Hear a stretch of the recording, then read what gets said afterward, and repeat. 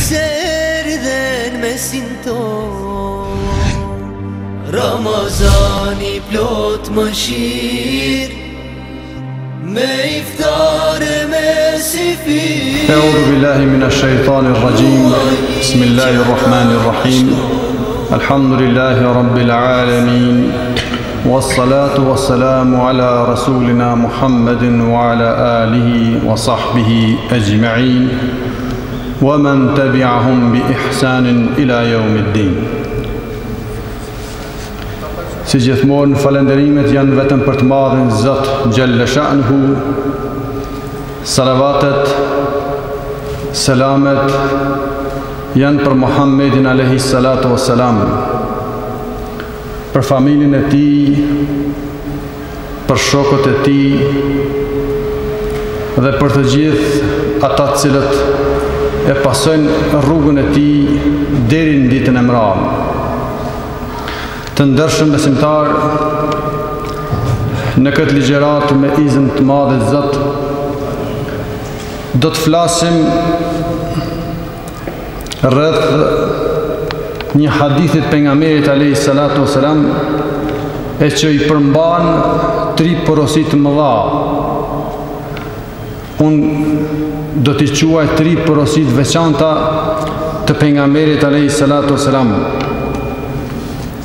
Dhe kjo bëhet fjalë pikrisht për hadithin ku i dërguari Allahut sallallahu alaihi wasallam i është drejtuar Muadh bin Jabelit dhe Ebu Dherrit radiallahu ta'ala anhuma me rastin e dërgimit të tyre si emisar në Yemen, dhe i thot: ittaqillaha haythuma kunt wa atbi'is sayyi'ata al-hasanata tamhuha wa khaliqin nase bi khuluqin hasan. Thot pejgamberi alayhi salatu wasalam, ruaju Allahut haythuma kunt, kudo që jesh, kitu të Zotin Gjelle Sha'nuhu kudo që të jesh, wa atbi'is sayyi'ata al-hasanata tamhuha, dhe pas çdo të keqeje bëje një të mirë e cila do ta fshinj atë keqe. Wa khaliqin nase bi khuluqin hasan, dhe sillu mirë me njerëzit, qesh i mirësjellshëm me të gjithë rrethin i cili të shoqëron, sillu mirë me të gjithë pa dallim ngjyre, race, feje apo diçka tjetër. Ky është një hadith i pejgamberit alayhi salatu wasalam, e që ulemaja e cilësojnë min gjawami'i kelimihi sallallahu alaihi wasallam, prej atyre haditheve që janë me pak fjalë, por që domethënien e kanë të madhe. Pra, kanë pak fjalë, por që domethënien e kanë shumë të madhe. Se këtu e shohim, nuk është ndonjë hadith i gjatë, ama atë që ka thënë pejgamberi alayhi salatu wasalam, atë këshill që ka dhënë shokëve të tij e nëpërmjet tyre dhe gjithë ummetit të vet, është shumë e gjanë. Pse është e gjanë? Se në fillim pejgamberi alayhi salatu wasalam po thotë ittaqillaha haythuma kunt, ruaju Zotit Gjelle Sha'nuhu kudo që jesh, ruaju Allahut kudo që jesh. Është shumë dimenzion i gjanë, dhe në një farë aspekti e përfshin atë relacionin e individit me Allahun. Këtë atë mentalitetin, mendësinë e individit, atë aspektin besimor të individit në raport me Zotin Gjelle Sha'nuhu e përfshin kjo pjesë e parë e këtij hadithi. Pjesa e dytë, wa atbi'is sayyi'ata al-hasanata tamhuha, dhe pas çdo vepër të keqe pasojë me një vepër tjetër të mirë e cila e shlyen atë të parën. Kjo pjesë e hadithit e përfshin relacionin e njeriut me vetveten e tij. Se pejgamberi sa në mënyrë direkte po këshillon çka me bëj, si me veprua me vetveten e tij apo në rastet kur bën ndonjë të keqe. Dhe pjesa e tretë e fundit, wa khaliqin nas bi khuluqin hasan. Dhe me njerëzit sillu mirë. Kjo pjesa e hadithit reflekton për marrëdhëniet ndërnjerëzore që njerëzit duhet të ndërtojnë në mesvete. Ne do të vazhdojmë ta sqarojmë, ta komentojmë këtë hadith pejgamberit alayhis salatu wasalam ashtu siç na ka ardhur prej këshillave të tij me këtë renditje. E tham në fillim se në kohë të pejgamberit alayhis salam ne të gjithë e dim se ai ka dërguar shokët e tij në për emisione për ta përfaqësuar misionin e tij pejgamberik. Për ta përfaqësuar porosinë e pejgamberit alayhis salatu wasalam që njerëzit besojnë në Allahun dhe të vetëdijsohen për rolin e tyre në shoqëri. E një prej atyre emisionarëve ka qenë pikrisht edhe Ebi Dherri dhe Muadh bin Gjebeli radiallahu ta'ala anhuma që kanë shkuar në Yemen. Sa për informacion, edhe njëri edhe tjetri janë dy sahabit mdhejt pejgamberit alayhis salam. Ebu Dherri radiallahu ta'ala anhu ka qenë për shokëve të pejgamberit alayhis salam ndër të parët që ka pranuar Islamin dhe transmetohet se është i pari që ka përshëndet pejgamberin alayhis salatu wasalam me përshëndetjen islame. Assalamu alaikum wa rahmatullah. Transmetohet se është prej sahabive të parë që ka përshëndet pejgamberin alayhis salam me selam. Ndërsa Muadh bin Gjebeli, një sahabi mjaft i dashur i pejgamberit alayhis salam, për të ka thonë i dërguari i Allahut sallallahu alaihi wasallam, nuk ka më të ditur se Muadh bin Gjebeli sa i përket dispozitave të halalit dhe haramit.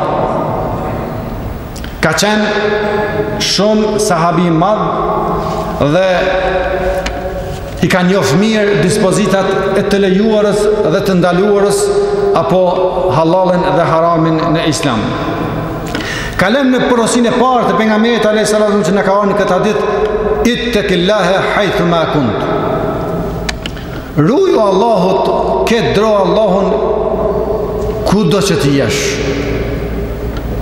Nuk ka porosi më të madhe. Sinqerisht, ne në shumë të rasteve nuk e kemi problemin se nuk i dim mësimet e fesë.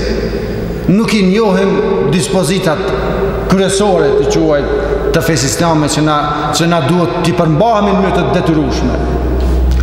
Por problemi është më i madh se nuk e përjetojmë ato që ka thënë pejgamberi alayhis salam apo ato që ka urdhëruar pejgamberi sallallahu alaihi wasallam dhe që ka ardhur edhe në Kur'an edhe në sunetin e tij.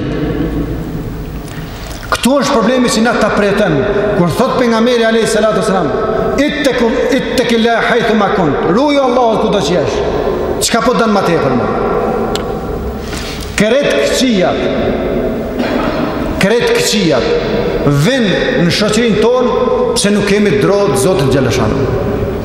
Pse nuk kemi drejt Allahut. Po flasim për të këqijat që bëhen me qëllim të caktuar me paramendim. Pse njerëzit nuk vënë në namaz me fal? Pse mungon frika ndaj Allahut. Nuk e kuptojnë mesazhin e faljes namazit që duhet. Nuk e kuptojnë se është obligim që Allahu i ka obliguar gjithë ata të cilët janë besatuar në emrin e Tij. Ose pse njerëzit nuk agjerojnë? Normalisht për shkak se nuk e kuptojnë ç'është duhet fjalën e Zotit xhaleshanu. Nuk e kuptojnë mesazhin që Allahu i thot robit. Me përudh, me besu Allahut, ose udkhulu fi silmi kafatan wala tattabi'u khutuwati shaytan. Kemi urdhër për të madhe Zot në Kur'an, hyni në Islam tërësisht. Hyni në Islam tërësisht. Jo pjesërisht. Ndonjëherë diku ku është arsyeshme e praktikoj fen, e praktikoj një dispozit fes, por dikun jo vallai se vështirë. Me agjeru pak vështirës nuk po moj. Nuk është problemi i vështirësive. E as me fal namaz, nuk është problemi i vështirësive.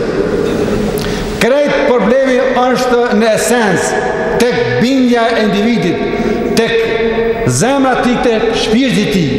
Krejt këtu është problemi. Kërkun tjetër.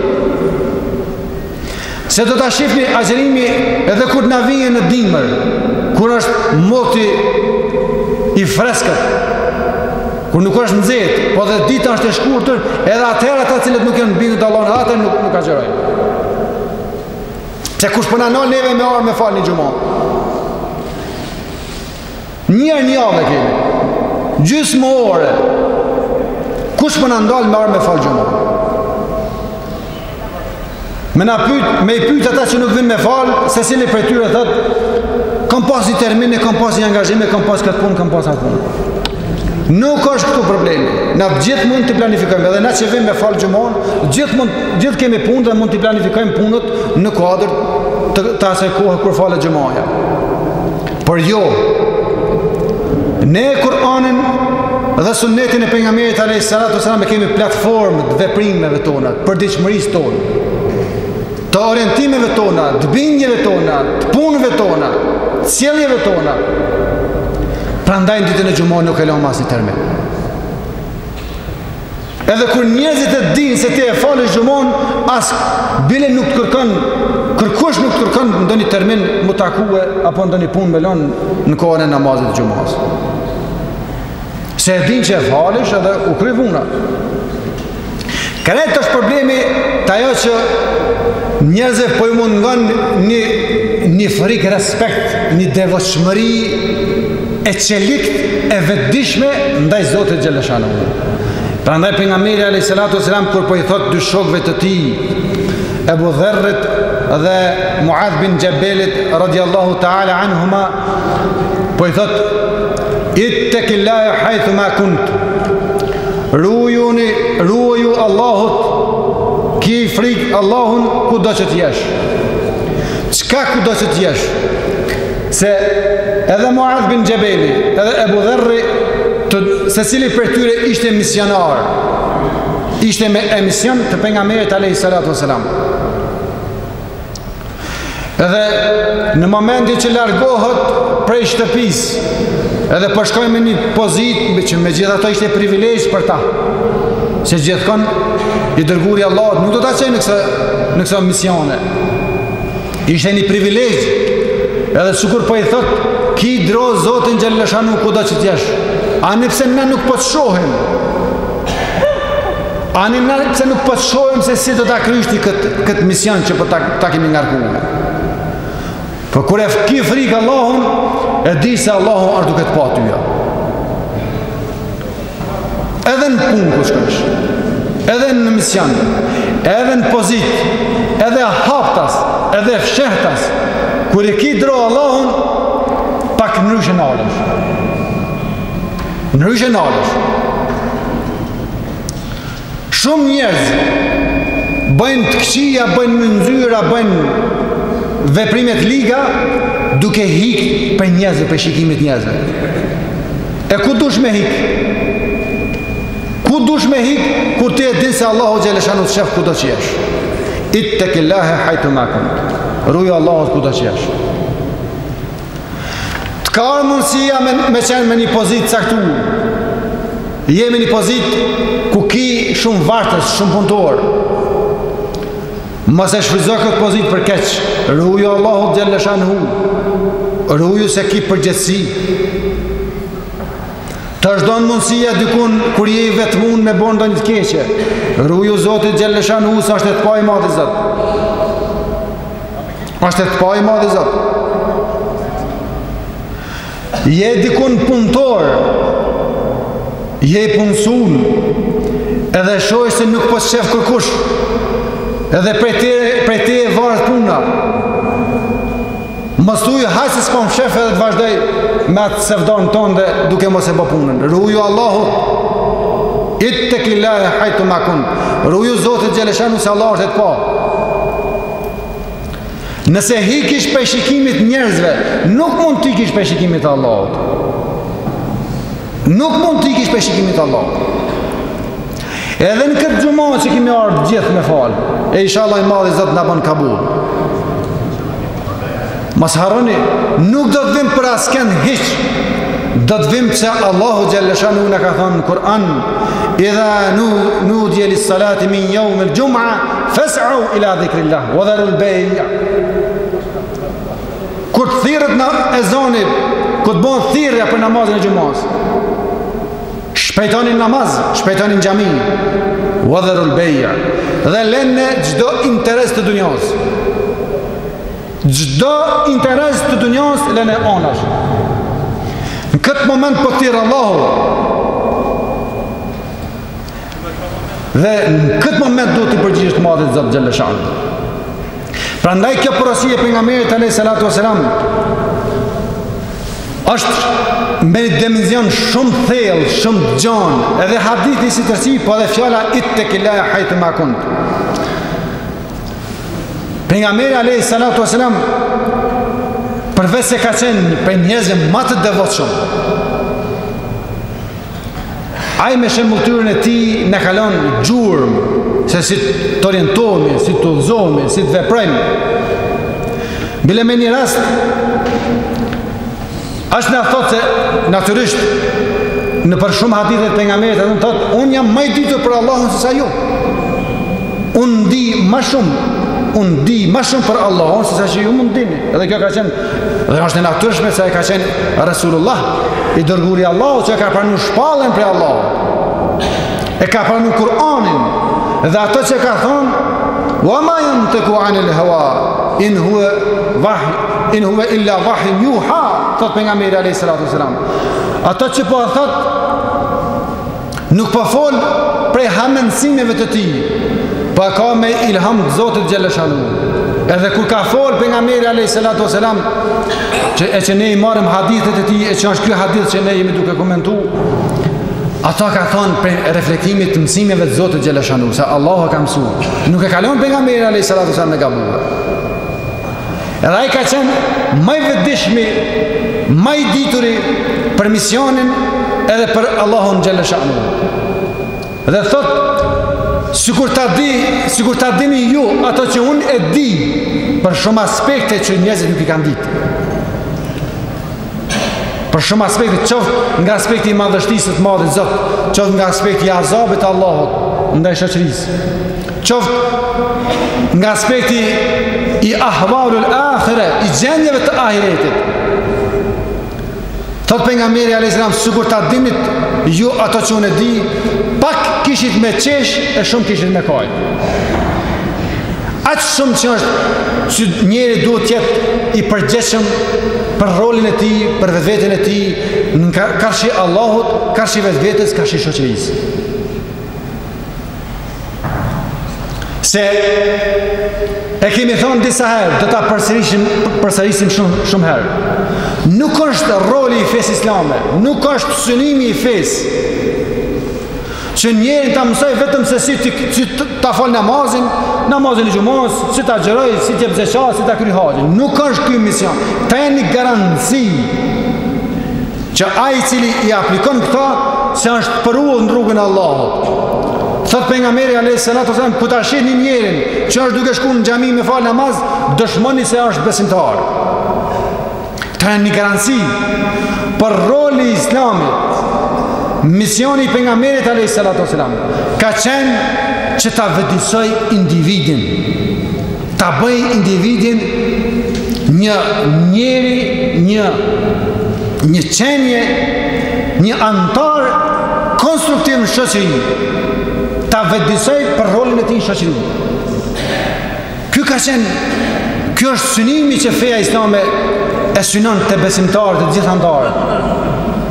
Që ata përveç se ta respektojnë të madhin Zot dhe pejgamberin alayhis salatu wasalam, të kryejnë ritualet, adhurimet, normalisht edhe që janë antar konstruktiv shoqërisë, janë të lidhur ngushtë dhe në mënyrë të pandashme. Edhe porosia e pejgamberit alayhis salatu wasalam që i ka thonë ittaqilla haythuma kunt e ka këtë synim që njeri kudo që jesh, jo vetëm në xhami, po edhe në shoqëri, në relacionin ndërnjerëzore, le ta ketë frikë të madhin Zot xhelle shanu. Po kalojmë në pjesën e dytë të porosisë së pejgamberit alayhis salam. Gjithnjë po flas për një hadith për ata të cilët kanë ardhur më vones për hadithin e pejgamberit alayhis salam ku i drejtohet sahabive të tij, po dhe gjithë ummetit, ittaqilla haythuma kunt, ruaj Allahut kudo që jesh, wa atbi sayyi'atal hasanat tamhuha, dhe pas çdo të keqe pasojë me një të mirë e cila shlyn atë parën, wa khaliqin nasi bi khuluqin hasan, dhe sillu mirë me njerëzit të kesh moral të mirë në shoqëri. Jemi duke komentuar këtë hadith pejgamberit alayhis salam. Porosia e dytë e pejgamberit alayhis salam. Wa atbi sayyi'atal hasanata tamhuha. Pas çdo të keqe bëni një të mirë, e cila e shlyn atë parën. Pejgamberi alayhis salam na ka porositur çështu.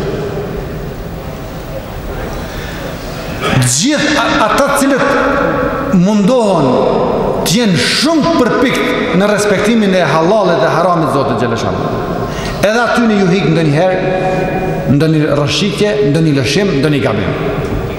E mos flasim ata të cilët janë gabimtar që nuk e kanë dert halalin dhe haramin.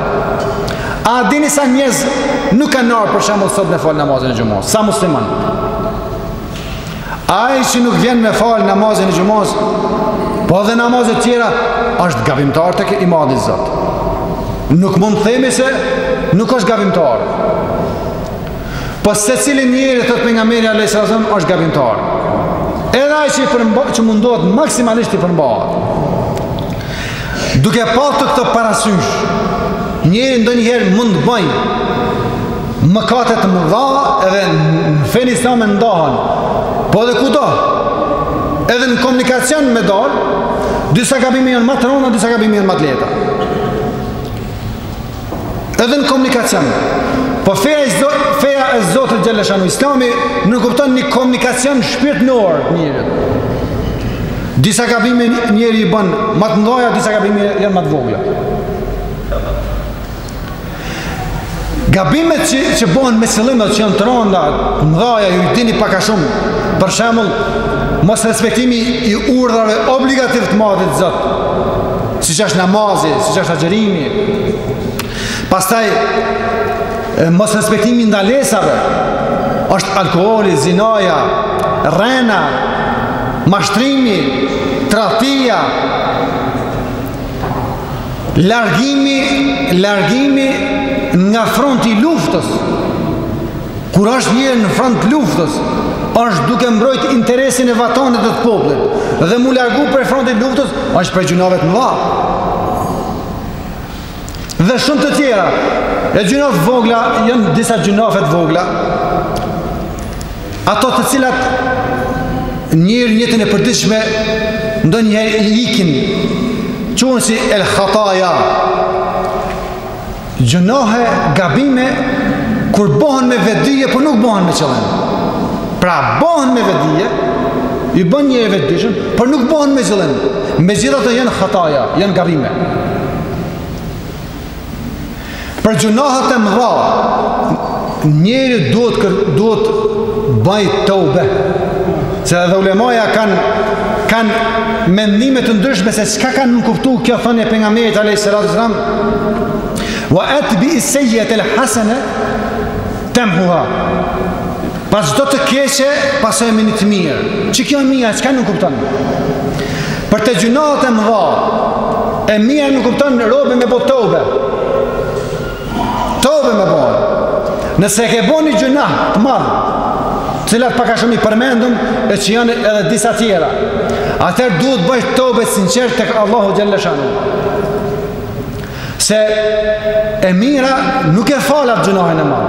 Një e mirë që e bëjmë, e që ka orë këtë hadith për nga me dhe zëmë, prej veprave që do t'i përmendum shkurtimisht, nuk e falin, nuk e shlyn gjunahin e madhë. Gjunahin e madhë është kusht për të shlyje, me konsenzus të ulemave, duhet bëhet me pendim sinqert, me tobe. Dhe tobja në masa zë duhet të plotësoj 3 kushte. kushti I parë më pendu në sinqert për gabimin që ke bërë.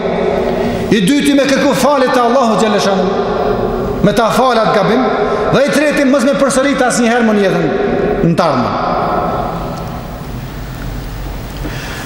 Mirë po, një pjesë e ulemave thënë se el hasenetu, e mira që ka arë në këtë hadith, ka të bëjnë me disa vepra që njëri bën jetën e përditshme, e që mund t'i bëjnë.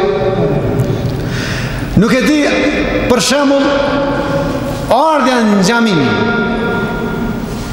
kathratul khuta, që pejgamberi e ka thënë në hadithin e tij, një prej atyre që I shlyn këto khataja, këto rrëshqitje, këto gabimet e vogla të jetës përditshme, është edhe kur njeri nuk e ka shtëpinë afër xhamis, po ka shtëpinë më larg xhamis. Përpara na kanë thonë pleqt, sa më larg me shku më fal, është më sevap. Është e vërtet. Kur nuk e ke afër xhamin, e ke më larg. Ai I cili vjen më larg në xhami, Allahu xhaleshanu ja shpërblen, ja vlerëson ato hapa. Por nuk do të thotë që njëri pse me armë me shku sa më larg do më fal. Bëhet fjalë ky që më larg xhamis nuk mund të krahasohet me ato që ka më afër xhamin që vjen më me lesin xhamin. Pra çdo vepër, çdo angazhim në rrugën e Allahut është e shpërblishme te I madhi Zot. Mirë po, edhe me thonë la ilaha illallah, me thonë subhanallah, me thonë Allahu akbar. Edhe në këta ka shpërblim që ndikojnë me I falë do gjunohet vogla që ne I bëjmë njëtën e përditshme.